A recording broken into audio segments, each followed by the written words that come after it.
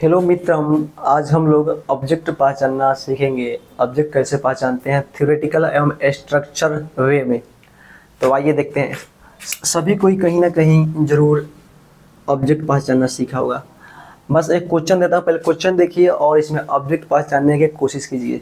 अगर पहचान ले रहे हैं तो समझिए कि हाँ, कुछ ना कुछ पढ़े। She becomes a great mother. Great mother, इसमें ऑब्जेक्ट पहचानना है। अगर आप ऑब्जेक्ट पहचान लिए, जहाँ भी पढ़ रहे हैं बहुत ही अच्छे तरीके से पढ़ रहे हैं। बाद बाकी हम लोग सीखते हैं एकदम बेसिकली स्ट्रक्चर फॉर्म में, डिडक्शन मेथड से सीखते हैं। आइए शुरुआत करते हैं ऑब्जेक्ट का। तो ऑब्जेक्ट क्या होता है?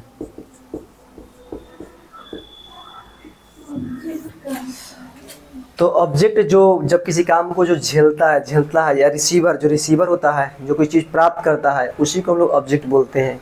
ये बातें थी, डिफिनेशनल बातें थी, डिफिनेशन के थ्रू थी। जो बातें चीज़ें समझ में नहीं आई होगी, हम लोग अब स्ट्रक्चर फॉर्म में चीज़ों को एकदम एक एक चीज़ को एनालिसिस के बेस पर समझते हैं कि रियल में होता क्या है ऑब्जेक्ट। तो तीन चीज़ हम लोग अक्सर पढ़ते हैं। एक पढ़ते हैं सब्जेक्ट, वर्ब, फिर ऑब्जेक्ट। अक्सर हम लोग पढ़ते हैं कि सब्जेक्ट, सब्जेक्ट के बाद वर्ब, वर्ब के बाद ऑब्जेक्ट। लेकिन वर्ब के हमेशा बाद ऑब्जेक्ट नहीं रहता है। तो लोग देखते हैं ना, बेसिक एकदम जीरो लेवल से देखते हैं, जीरो लेवल से देखिए। तो पहले हम लोग जान जाएंगे कि ऑब्जेक्ट बनेगा कौन। ऑब्जेक्ट बनेगा कौन? ऑब्जेक्ट बने कौन? सब पार्ट्स ऑफ स्पीच आठ हुए, आठों में से आठों पार्ट्स ऑफ स्पीच तो ऑब्जेक्ट बनने का काम नहीं करेगा। उसमें से मात्र दो गो ऐसा पार्ट्स ऑफ स्पीच है जो ऑब्जेक्ट बनने का काम करता है। ऑब्जेक्ट बनने का काम करेगा, एगो नाउन, एगो प्रोनाउन।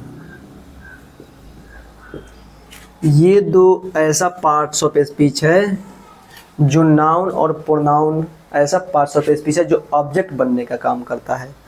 ऑब्जेक्ट बनने का काम करने का मतलब, अगर बोल दिए कि अगर ये ऑब्जेक्ट है तो या तो ये रहेगा नाउन या तो रहेगा प्रोनाउन, यही दो रहेगा। हमेशा वर्ब के बाद आएगा। 99% वर्ब के बाद ऑब्जेक्ट रहता है। और अगर किसी को बोल रहे हैं कि तो ऑब्जेक्ट है, तो या तो रहेगा नाउन या तो रहेगा प्रोनाउन। हाँ, और वो भी प्रोनाउन में सारा का सारा प्रोनाउन ऑब्जेक्ट नहीं बनता है, लेकिन सारा का सारा नाउन ऑब्जेक्ट बन सकता है, लेकिन सारा का सारा प्रोनाउन ऑब्जेक्ट नहीं बनता है। अब कौन कौन प्रोनाउन ऑब्जेक्ट बनता है देख लेते हैं।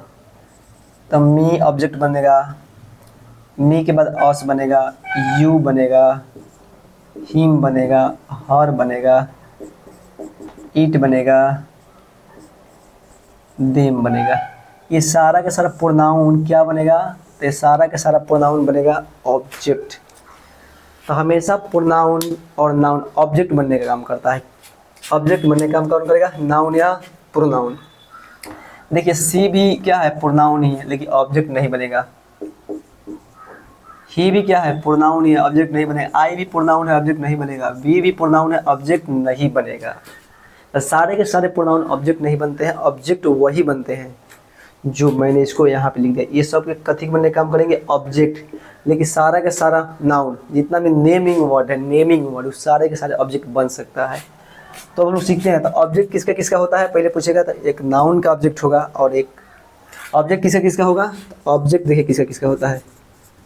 ऑब्जेक्ट बनेगा नाउन का, ऑब्जेक्ट बनेगा नाउन का, ऑब्जेक्ट किसका बनेगा? नाउन का। और ऑब्जेक्ट बनने का सॉरी काम कौन करेगा? नाउन और प्रोनाउन। इस बात को हम लिख दिए हैं।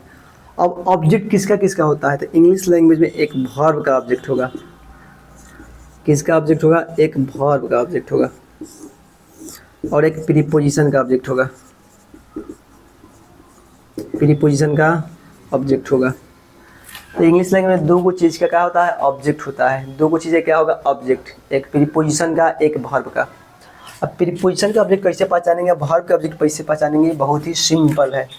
क्या है? बहुत ही सिंपल है पहचानना।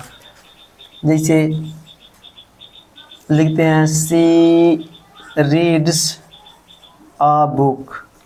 ध्यान से समझिएगा, ध्यान से। सी रीड्स अ बुक। जो वर्ब रहता है ना, वर्ब, उसमें व्हाट या हुम का रिप्लाई मांगता है। अगर इसका आंसर मिल गया तो वही क्या रहता है? ऑब्जेक्ट। जैसे व्हाट क्या पढ़ती है, तो बुक, तो ये क्या हो गया? ऑब्जेक्ट। जब भी व्हाट या हुम को रिप्लाई मिल जाएगा तो क्या रहता है? ऑब्जेक्ट रहता है। आगे है वी प्ले फुटबॉल। फुटबॉल। इसमें वर्ब कौन है? तो प्ले। इसमें हम लगाएंगे व्हाट और पूछेंगे क्या खेलते हैं हम लोग? तो फुटबॉल। आंसर मिला, जो आंसर मिलता है क्या रहता है? वही ऑब्जेक्ट। तो हमेशा ये सब वर्ब का ऑब्जेक्ट है भाई, वर्ब के बाद आ रहा है तो वर्ब का ऑब्जेक्ट।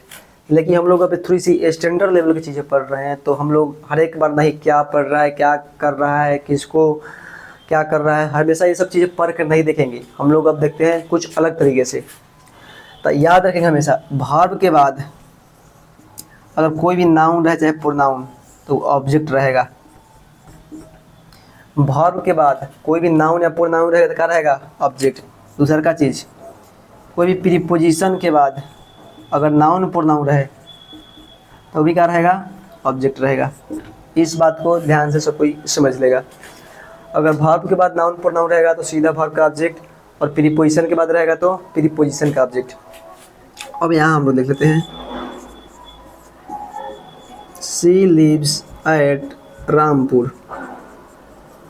रामपुर, देखिए एट ये है प्रीपोजिशन। क्या है? प्रीपोजिशन। और प्रीपोजिशन के बाद कोई भी नाउन रहे या प्रोनाउन रहे वो क्या रहेगा? ऑब्जेक्ट। लेकिन यहाँ पे पूछेंगे कि ऑब्जेक्ट किसका है, तो प्रीपोजिशन क्या है कि प्रीपोजिशन के बाद आया है, तो प्रीपोजिशन के बाद आने वाला वो नाउन और प्रोनाउन वो प्रीपोजिशन का ऑब्जेक्ट रहेगा, और वर्ब के बाद आने वाला वो वर्ड वर्ब का ऑब्जेक्ट रहेगा। तो हम लोग यहाँ देख लेते हैं, यहाँ किसका ऑब्जेक्ट है? I am going to Patna. देखिए टू क्या हो गया? प्रीपोजिशन, और टू के बाद पटना आया है तो ये हो गया ऑब्जेक्ट। लेकिन किसका ऑब्जेक्ट? तो टू मतलब प्रीपोजिशन का। यहाँ गोइंग वर्ब, वर्ब के आगे कोई वर्ड ही नहीं बचा, तो वर्ड नहीं बचा तो इसका कोई ऑब्जेक्ट ही नहीं है।